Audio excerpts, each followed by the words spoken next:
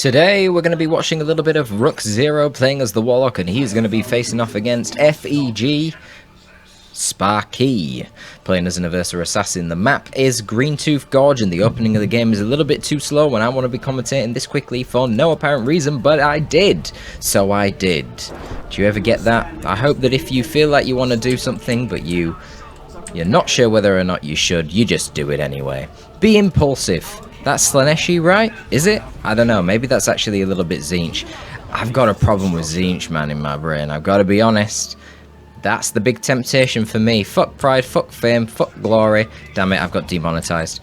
Corn is not for me, and all that sloth and pestilence and no pain and all that. Yeah, forget it, Nurgle. Nurgle is a pussy. Let's be real. Nurgle is a pussy. But Slanesh and Tzeentch, it's a constant battle. I want the perfectionism, but then curiosity seeps in. But then I really indulge in the curiosity and love it. Love the new experiences. So it's a bit of both. Anyway, we've got only one unit purchased at the start of the game for both players here. So faster tier 1.5, you have to assume that will favour the Ordo Malleus, I would think, because what have you got for tier 1.5 as Eldar? Rangers, Shuriken, both of which are countered by the tier 1.5 interceptors from the Ordo Malleus. So I would not open with only 2 units as an Eldar. That was an incredibly lucky special, and the way that it flung this Grey Knight forward, all the Banshees are now chasing this dude. This dude is in trouble. Yeah. Wow, that was such an incredibly lucky special attack from the Warlock. 5% chance to trigger a special, and on the second attack, he triggered a special. What? So lucky. Well, that's very unfortunate for Sparkky, because that's a lot of the early game pressure. Honestly, like the DPS on the Adversary Assassin with his Psychon ability used, DPS on him plus the strikes would absolutely stomp the Banshees, because the DPS on the EA is way higher than the Warlock. Warlock's only like 30 DPS or something. I think the EA is about 40 without Psychon. So should be an easy win in a straight up fight, but in that instance it really screwed him. Bad micro there from Sparkky, walking in front of the green cover right into range of the IST. But yeah, the Banshees need to get out of there, realising of course there are 3 units up there. The EA is back out again, even though he didn't get time to fully heal, and the Strike Squad have been there. With operative support, that's going to be a problem. Now Rookzero did go for the Shuriken first, so he doesn't have any detection yet to deal with these operatives. So that'd be interesting. But still, it's less pressure than having interceptors, which can directly jump on your Guardian Weapons team and kill it very easily. Okay, now Rook goes for a Guardian. So, obviously, that's incredibly suboptimal. He could have had an extra unit putting out pressure on the map from pretty much the start of the game. And I do find it a little bit odd. He only went for the 2 gens. I mean, yeah, it's just weird. If you're only going to go 2 units at the start, you should be really dropping triple gens straight away. I'm trying to go through my mind as to any instance when that wouldn't be optimal, but I can't think of any reason. Damn it, I didn't go offline.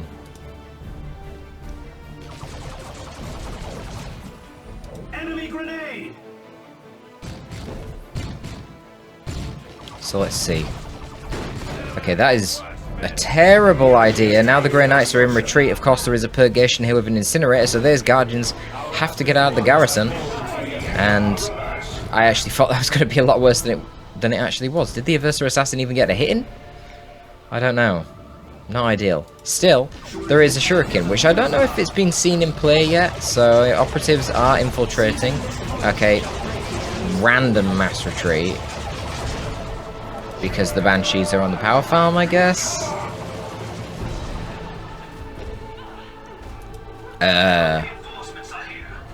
What the fuck was that?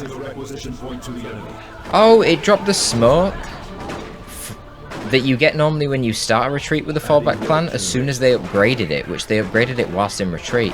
That is exceptionally weird, but there you go, that wasn't too bad. He only lost a power node and he's killed a couple of Banshees, which to be honest is nearly as expensive as a power node. Nearly. Obviously it's delaying his power income though now, because not only is he losing the power from the power node, which is only 4 power a minute, but before he can now drop gens, he has to rebuild the node. So that is pretty good for Rook, and Rook's economy actually very good as well. Bit of a miss micro here from Sparkky. Losing triple IST, and Sparkky's economy really not looking that good, to be honest. A lot of tier 1.5 expenditure right now. We've got the Sin Skin Body Glove war gear on the Aversa Assassin. Obviously an upgraded tier 1.5 squad here in the Operatives, and just that Purgation squad, which is alone on par with the Shuriken. So let's see if the Operatives can get something done here. They need to make their cost worth it, really, because they are definitely putting Sparkky on the back foot. Okay, the Shuriken's just fucking up. Yep, it's done. It's got to go. And maybe it's going to rush to the garrison. But you can just walk away. Okay, well, not if you're Sparkky. He should be leaving the area. He's going to get suppressed. He doesn't have Purgation anywhere nearby. They must be the ones down here. Yeah. So that was pretty stupid. He's just caught now, losing a lot of health on the strike squad. But he's not losing any Grey Knights yet. I like how the Warlock moves back, but now it's dead from the Operatives. He obviously didn't want to retreat through the strike squad. He tried to get, like, I don't know why he didn't just go to the garrison. I don't really know what's going on. Now, he has got the upgrade in the Operatives here, so they should have an Incendiary Grenade. He's got the Global for energy, and he should have had the energy ability from the strike squad to give more energy to the Operatives. So I don't know why there isn't an Incendiary Grenade on this thing. It having to retreat through the strike squad would have been pretty great. Anyway, he drops his gens over here, does Sparkky, because once again he sees the Banshees loitering around his gen farm, so he doesn't feel very safe putting them down that side. I'm not entirely sure why Rook thinks it's a good idea to set up this Shuriken. I thought the whole point of being in that garrison and stuff was that you didn't have to retreat through the strike squad, but you know the strike squad are down here. Maybe he forgot. Maybe these guys have got, like, memories of goldfish. How bad are goldfish memories really, like? I don't actually know. I never researched it. It's just something that people say, but people say a lot of stupid things. Goldfish's memory is probably as good as mine, to be honest. You know, with the way I quote some of these statistics about the units and that, and it's about 4 years out of date. And I've been told 7 times by Fufu, but it's still getting misquoted. It's hard, man. Too many patches. Played too many patches of this game, and it's all blurring into one, into my senile geriatric head.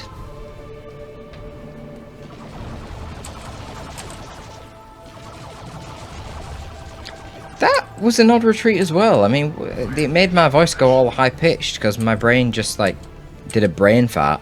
You're an Aversa Assassin. You're really good at killing light infantry. Why don't you just go melee it? Did he know there's a Shuriken back there? I didn't see anything that would have scouted it. He wouldn't have had vision.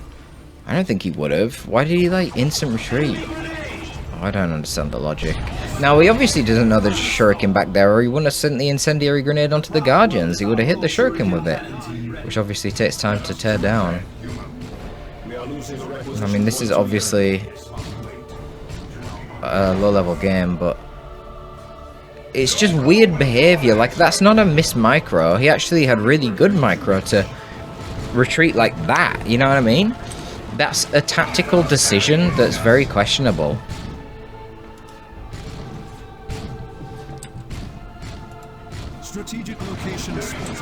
And then he just mass retreats because he sees a Falcon. Dude, why? What are you doing? Sparkky, you need to stay on the field. Now you've just opened it up to just gem bash for free. You could have just kept the strike squad in play and sent it down here. Okay, you met the Banshees, fine. But the Banshees could have been going over to your gen farm, and in the event that they weren't, you'd been putting pressure on with a VP. Then the Falcon has to make a choice. Do we want to stop the VP drain, or do we want to bash? But now you kind of just lost both. I mean, it wouldn't have mattered because the Banshees were coming this way, but he could have known that. They could have been coming this way. Anyway, Rock's got some spiders now, which is a pretty nice composition. Yeah, the spiders with their super high anti-infantry DPS at range will actually be pretty good at killing the Vindicator assassin as far as things go. There's not really much that can kill the Vindicator because of his range and the fact he's a single entity. It's just really difficult, but it's possible with spiders. You know, it does kind of require the opponent making a miss micro, but still.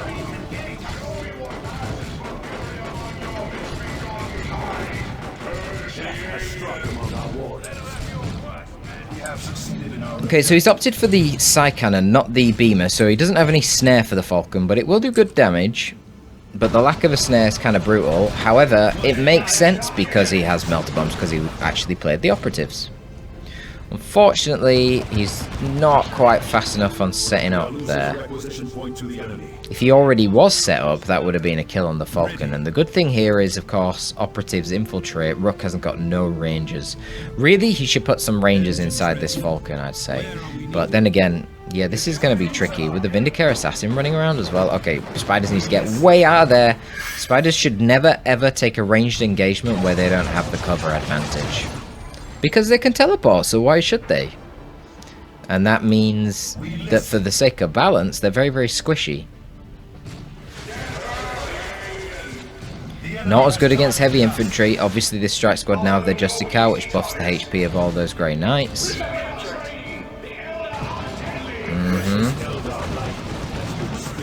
there's a dead Spider, and there's a dead Falcon. Easy.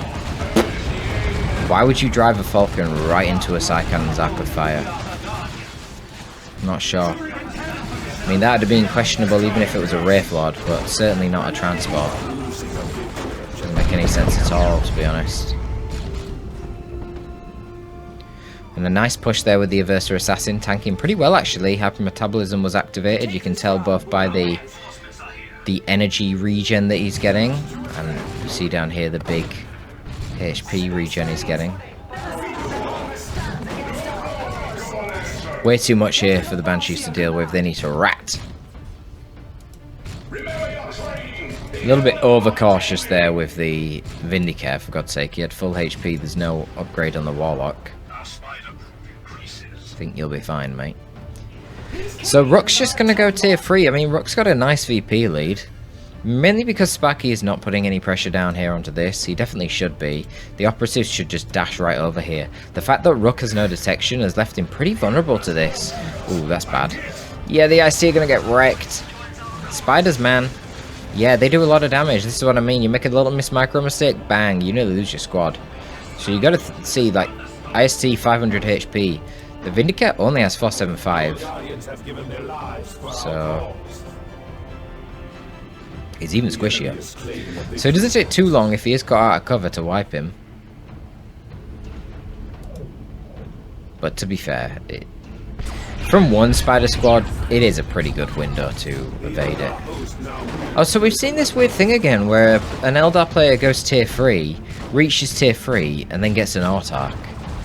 Now, I think the last time this happened, maybe it was with Fufu or something, I can't remember, but the reason why is because he never had the red for the autarch in tier 2, so whilst he was waiting for the red because he wanted the autarch, he decided to go tier 3.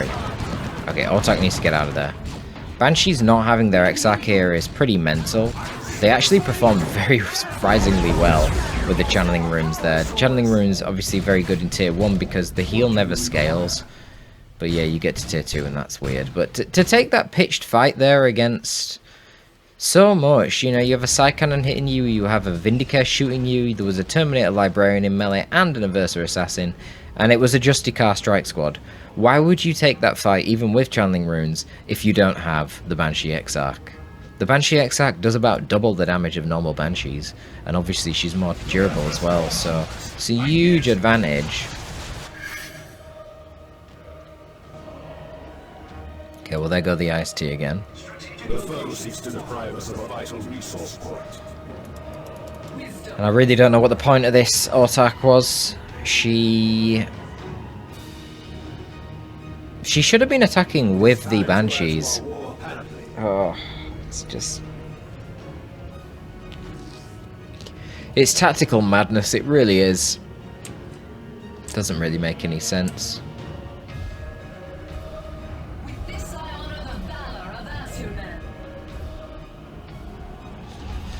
So she picks up her spear, so she'll do something. There you go, look, kills an operative, probably going to kill another. Not quite. Bonk.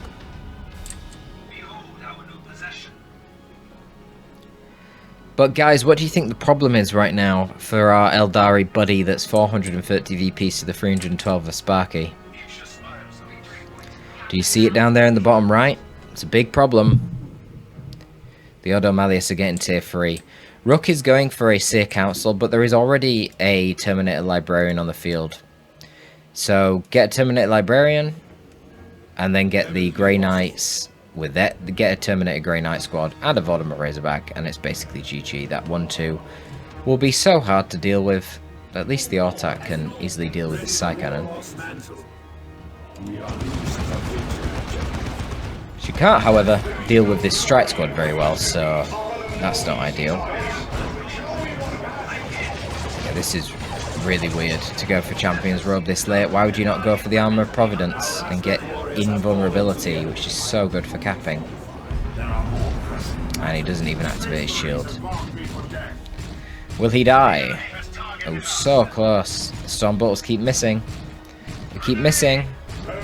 Wow, they got really unlucky. They missed like crazy. 1 HP Warlock. Wow. And the Spiders absolutely gib the IST. Okay, well that's something. That means there's no repair support for any Vortimer that comes out. Sparkky forgot about the Strike Squad. Seer Council in retreat. Oh, it's so dead. Oh, shit. Okay. Sparky's making some big errors there. And maybe there's hope. Seer Council obviously are a good melee squad. They're good at doing damage to the Terminators. They just don't have the durability, but of course they can retreat. So the main downside then is the fact that Terminators can't be knocked over, whereas the Terminator Librarian can knock over Seer Council relentlessly with his little Sanctuary bubble.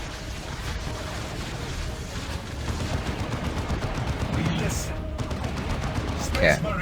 He's going to go for a Vortimer. There is no real AV on the field, but the Autark can swap to a fusion gun. Does she? Is she able to swap Woggies for free like a hero? I can never remember. I think she can just swap them. I don't think she swaps them for free. Seer Council could get heavy melee, and you do have the snare from the Warp Spiders. So in theory, Haywire Grenade into heavy melee Singing Spear Seer Council could take down a Razorback. We'll have to see. That would obviously reduce the DPS then of the Seers to Terminators though, which is...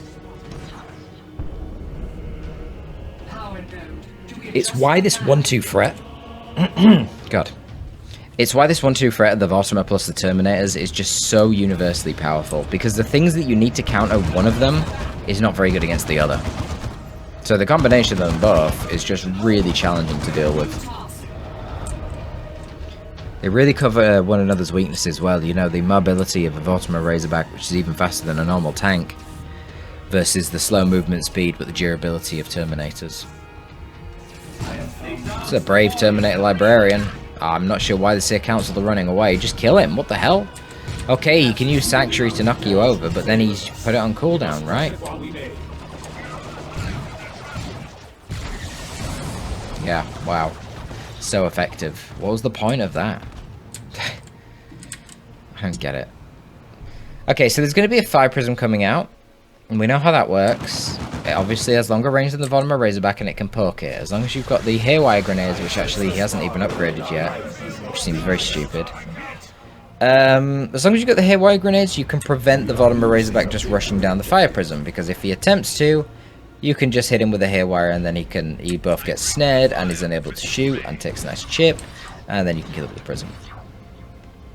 Okay, there are numerous problems here. One, Sparkky is getting a second Vortimer Razorback, so the Prism on its own is going to have no chance against that. He needs to get a Bright Lance as well, does Rookzero, or if he's feeling bombastic, get some Fire Dragons. But I would go for a Bright Lance and just protect your Fire Prism by always having the Bright Lance cover it. Whoa, walking way too far forward with a Fire Prism here. What the hell? Oh my god. The other problem is we still have no rangers, and operatives can snare. The Aversa Assassin also has a Melter Bomb, and he hasn't even moved away. The Fire Prism's dead.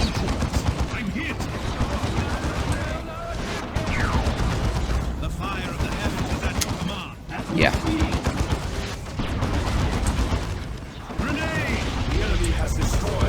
Oh my god. Bro. He left the Aversa Assassin. Oh my god. He's not got the heavy melee war gear. But oh my god, he might kill it because it stopped moving. Sparkky stopped moving it. Oh my god, he's got it. Fuck me, he got it with Power Melee Seer Council. And look at the Seer Council absolutely shred that Purgation squad there. But there is another Vortimer, and to be honest, this Terminator Librarian's in a really bad position. Okay. Sparkky doesn't want to take it. He's going to back out. The DPS from the Vortimer was too scary for him there. Alright, well look, Rook's got a load of requisition, basically no power for some reason. You can get another Prism not too far now, but I think he really should be getting a Bright Lance. Imagine if while that Prism was doing its thing there, he just had a Bright Lance here covering it as the Vortimer rushed it. Dead Vortimer. Because then, the thing is, the Prism has such high range that when the Vortimer realizes, oh shit, there's a Bright Lance here, and tries to drive away, you get to blast it 2 or 3 times in rear armor. I think it only takes like 3 rear armor hits to kill a default Vortimer, because they've only got 650 HP, so... Yeah, it would have been a play, but he hasn't prepared for that. Obviously, he should be rebuying his hero. I don't know when he lost his hero in the enemy base. And now he's lost a Guardian, so he has no repair support for the Prism that he's buying. Brilliant.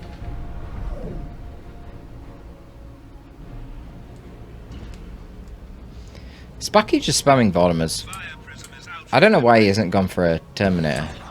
I'd have gone for a Terminator after 2 Vortimers for sure. It's debatable. You might want the 1 Vortimer and the 1 Terminator, but...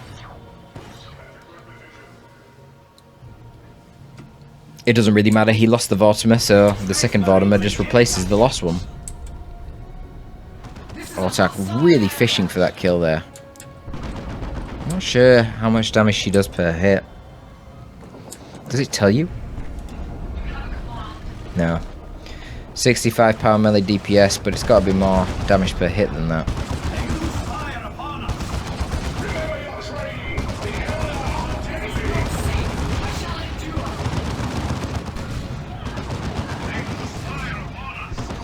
She seems to be doing about 100 and something to power melee. With power melee against heavy infantry. Low 100s. Scouting out the webway gate, which will be very useful to try and take those VPs. Has he seen it? Surely he can see it, right? He's like literally on top of it. What the fuck? He can't see it. No way. He's got to be able to see it. There we go. What on earth? Oh, that's what I'm hearing. I thought the other Vortimer was firing. I got very confused then for a second. Champion's robe. What is going on here? I don't know. Strange. Anyway, they take out the webway gate. Gonna be getting another squad of warp spiders for some reason. Please tell me. Dude, why do these things not have their aspect for the hairwire grenade? Finally, fuck me. Rook, come on, dude. You're fighting double Vortimer Razorback. You've seen it with a webway gate. This is not only snares them and does spike damage, but it also shuts down their weapons. Don't drive closer with your Prism. Jesus Christ, if they rush you down, you're in such a bad spot. Yeah, he gets one of them, but he's pretty compromised here. Melter bombs from the Aversa and the operatives. Yeah, killed by a side cannon. Doesn't even need the... Man. Way too close range. I wonder, is this thing nearly off cooldown? It must be, right? It's got a pretty low cooldown.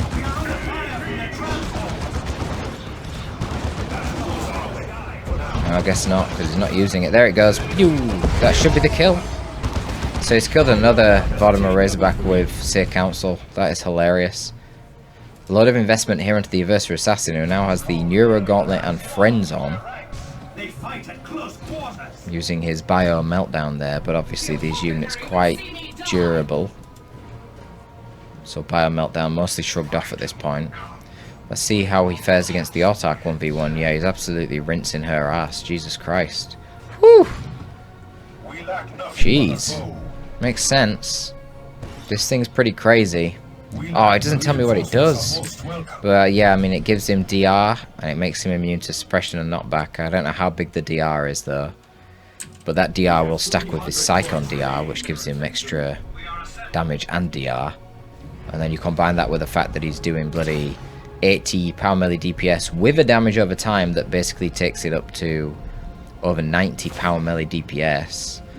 It's, yeah, not very good. Not very good if you're an Autarch trying to 1v1 that. Now he's even got cybernetic enhancements as well. Rapid reflex making him even more durable. Vindicator compromised in melee here. Probably going to die and retreat to another teleport on a melee from the blades on the Exarch. Yeah, wow. Level 4. Level 4. Spider Squad. Sparkky just spamming bottom of Razorbacks. I'd have thrown another fucking haywire at that dickhead. Prism versus Vortimer. No place is barred to us. I'm gonna grab the garrison with the spiders. I don't know what he's paying attention to. Oh, clearly not these spiders.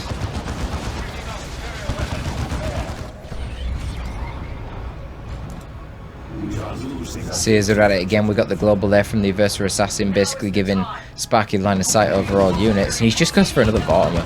He's just got these things on Overwatch. 400, 100 is so disgustingly cheap for them. But the EA will fall here. It's tanking nicely. Kills the Seer Council, but ooh, nasty rear armor. Okay, now this is where you pursue with your Prism. Yeah, this is the beautiful thing. It's so hard to flee from the Prism. Ironically, he does manage it here because of the higher speed of the Vortimer and the line of sight blocker, but that was a lot of damage taken. Ooh, he might die yet, actually. The Autarch should jump in front and try and block. Oh, he shoots the Purgation instead. Feels bad, man. He could run into the base, but it would be a terrible idea because of the second Vortimer coming. It's not worth the risk, it's fine, just relax.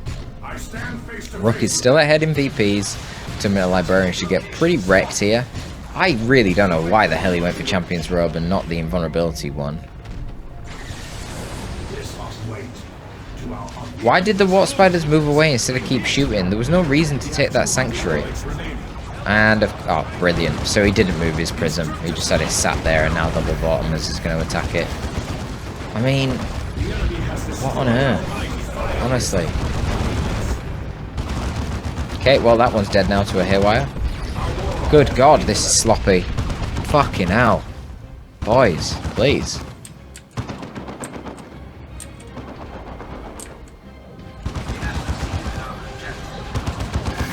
I don't understand why Sparkky is not getting Terminators. I think they'd be a very good option for him. They'll still slaughter Seer Council up close. Yeah, Rook has decided, right, forget the Prisms, I'm going to go for some Fire Dragons. Which is fair enough because he keeps losing the Prisms. If he had 2 Prisms simultaneously, he would be absolutely shitting on these Warhammer Razorbacks with double Spiders as well, but he just keeps throwing them away for no real good reason.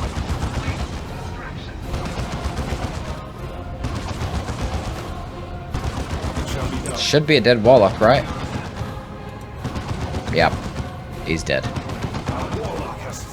Vortimer DPS is crazy. But Sparkky isn't really bleeding anymore. These are the only 2 squads that bleed, and they're not really meant to be sat there trading in engagements at this point. He's using these 2 deepen engagements, but they're single entities so they don't bleed. Here we go, attempt to grab another one. Haywire and Dragons. Yep, that'll be a dead Vortimer. No, he didn't! Oh my God. He retreated a second too early. Gets it with the Power Blades. Oh my God, this fucking Warp Spider Exarch has killed so much with his Power Blades, it's crazy. Absolutely mental. Okay, Seers are back out on the field. I'm not sure about going into melee there. He doesn't have his Exarch, so you don't do any melee damage. He obviously didn't realise that. Oh my God. It's only the Exarch that does damage in melee with the Warp Spiders. The actual normal Warp Spiders, who just have the guns, they just do Guardian melee damage. Practically none. It's the Exarch who does the big damage because he's got the Power Blades if you get the aspect of the Spider. The upgrade for the Haywire Grenade, that's what gives you the 39 DPS power melee Power Blades on the Exarch. Otherwise, He's just like the normal Wart Spiders, which is just like a Guardian. Terrible, terrible melee DPS.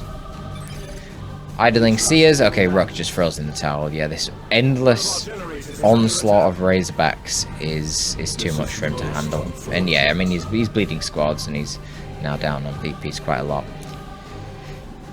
Yeah, just such a weird game. Obviously micro errors, but really just very strange tactical decisions. The Vodham Razorback is obviously overpowered. Its performance for 400, 100 is ridiculous compared to the equivalent costing tank, the looted tank. It is just so much better. It is frankly absurd. Yeah, I don't really think there's too much more to say. I think you may as well have like thrown off an Eldritch though at the end, right? If you kill a Vortimer, maybe you're still in it. It's hard. Basically, you can't kill this guy at this point. But he never got a weapon upgrade on the Warlock Champion's Robe instead of an armor that gives you invulnerability when it's a game that's, you know, really close on VPs. I mean, just what? You know what I mean? Warp throw to throw with Versa Assassin off the point. No, it wouldn't work with Friends on anyway because the knockback immunity. Whatever, there were options. Just a very strange game. Yeah, Sloppy Saturdays. That's it. See you later, boys. Torpid signing out.